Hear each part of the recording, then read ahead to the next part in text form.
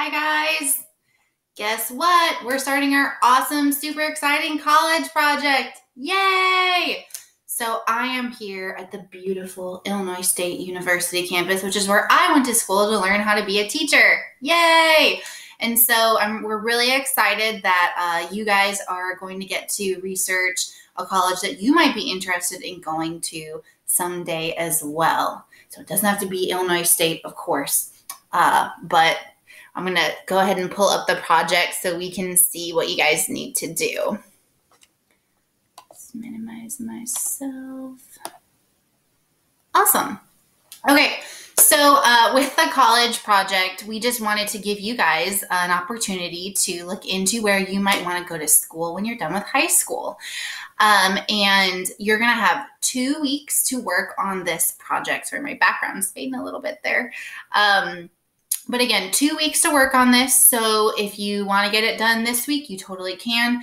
But you do have 2 weeks to work on it so you can kind of space it out how you'd like to. And remember that this is all about making learning fun and applicable to you guys.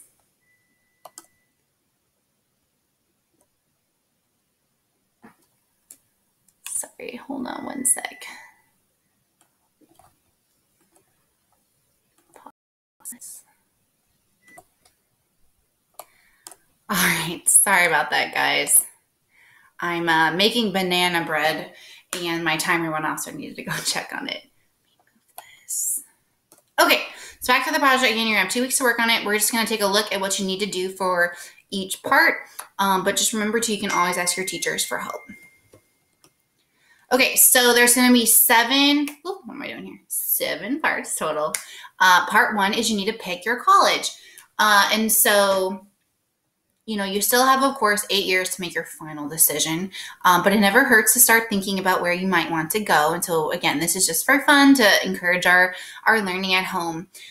So things you want to kind of think about when you're picking your college. Where is it located? So do you want to go far away from home? Do you want to stay kind of close to home? That's totally up to you, of course. What programs they offer. So like I picked Illinois State University to go to because I knew I wanted to be a teacher, and they have a really good teacher preparation program. And so you might, if you kind of know what you want to do, you kind of want to look at which colleges might be known for that and have a good program for it. School traditions. So like I know Miss Sullenberger had a lot of fun at LSU because they have an awesome football program there. So if that's something you'd be into, you might want to look at that as well. And then also how much it costs, of course, because colleges range in price a lot. Some of them are much cheaper than others. So something to kind of look at as well. So down here at the bottom, you're just going to put in the college I'll be researching is, so you fill in the name of your college, and then because, so just tell us why. And there's no right or wrong here, just explaining why you picked this college to learn more about. Okay? Okay, part 2. Sorry, I feel like that's still in the way, is where is it? So you need to fill in the location, the city, county, and state of where it's located, the latitude and longitude, which, exit out of the screen. If you exit out of full screen, Ms. Davis put on here a link that you can go to help you find the latitude and longitude of your college.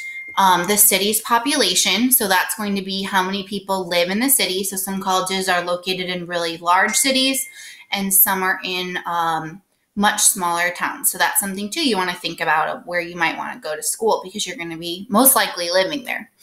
And then you want to insert a picture of a map of the location right here. Okay, so you don't have to draw it. If you really want to, you can, but you just need to drop a picture there where it is with a map.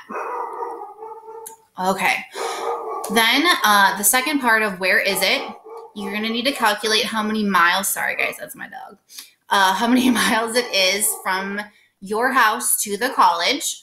And then you want to figure out if you drive 60 miles per hour on your way to school, how long will it take to get there? So remember, per means 1 hour. So I would set up a window pane. So 1 hour equals 60 miles. Okay, and then you should be able to fill in the total miles you'd be driving and use that window pane to help you determine how long it's going to take you to get there. And then you're just going to put in the population of Houston and compare that to the population of your town. So is it in a larger town than Houston, a smaller town? And then what is the difference between the population of Houston and the population of your college's town? So again, thinking about what difference means. Okay. All right. What year did your college open? So some colleges have been around for a really long time and some are a newer college. So what year did your college open? And then go ahead and calculate how many years your college has been open for.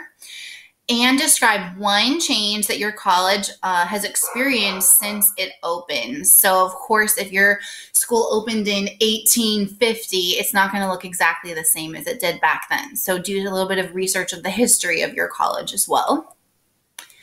All right, part 4, all about your school. So when you go to college, you have to choose a major. So for example, my major was elementary education because I wanted to be a teacher. And so you're going to research, first of all, what is a major? And then how many different majors does your college offer? And you should be able to find that on their website. And then you can list some of the majors you might be interested in. I know some of you might know exactly what you want to do when you grow up, and some of you may have some different choices. So it's okay to list more than one here. And then go ahead and describe one of the majors you listed. You don't have to describe all of them, just one. And then calculate how long it would take to graduate with that major. Typically, it takes 4 years to graduate with a bachelor's degree, but there are some majors that can take less time or take more time than that. So that's definitely something you want to look into. All right, next part, talk about the money, okay? So unfortunately, most of the time, college is not free. So the money you pay for your college classes is called tuition. So there's different costs depending on the school that you pick. Also depending on if you're going in-state or out of state, the tuition can be different. So if you picked a school in a public university in Texas, you're going to pay less money than someone who lives outside of Texas that wants to go to that school. But also vice versa, if you pick a school outside of Texas, you may end up paying more than people who would live there. Okay.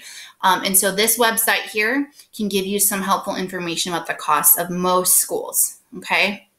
So you want to put the in-state tuition cost per semester and the out-of-state tuition cost per semester. So if it takes you 8 semesters to graduate with your degree, that would be equal to 4 years. You want to calculate how much money will you end up spending. So thinking about, you're either going to use the in-state tuition or the out-of-state tuition and multiply that times 8. Just depends on what school you picked. So use in-state if your college is in Texas, and out-of-state if it's in another state. And then you want to go ahead and compare how much more is the cost of out-of-state tuition than in-state tuition. Okay, so how many more, remember, means. Okay, so using those math skills. All right, part 6, we're almost done. All right, so this is the fun part, looking at your college sports teams. So how many sports teams does your college have? What is the capacity of your college's football stadium? So capacity has to do with volume. So we're talking about how many people can fit into the stadium. How many fans attended your college's last home game?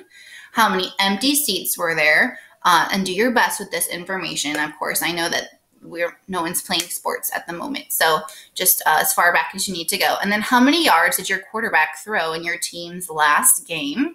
And if they threw the ball 12 yards each throw, how many times did they throw the ball in the last game? So using that knowledge of this one with the 12 yards to help you figure that out. Okay? Okay. And then the very last step, this is the fun part, is you're going to make a college pennant for your college. So a pennant is a triangular shaped flag that represents your college. And I don't know if you guys remember, but I did have a Illinois State University pennant hung up kind of behind my table on the wall there. And so you're just going to use it to show off all the information you learned about your college. It says to use a large white sheet of construction paper. You can use any paper that you have at your house. And then you just want to draw it into a triangle and cut it out in a triangle shape. Oh, now my background finally fixed. Oh my goodness.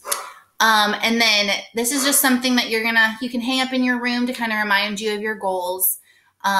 Make sure, if you can, add some fun color. Things you want to include in your pennant: the name of your college, a picture or logo for your college, a description of the location of your college, a description of the majors your college offers. So basically, you're taking all the information from the slides and putting it in here. Facts about the cost of your college, and then fun information about what goes on at the college. So sports, clubs, traditions, etc.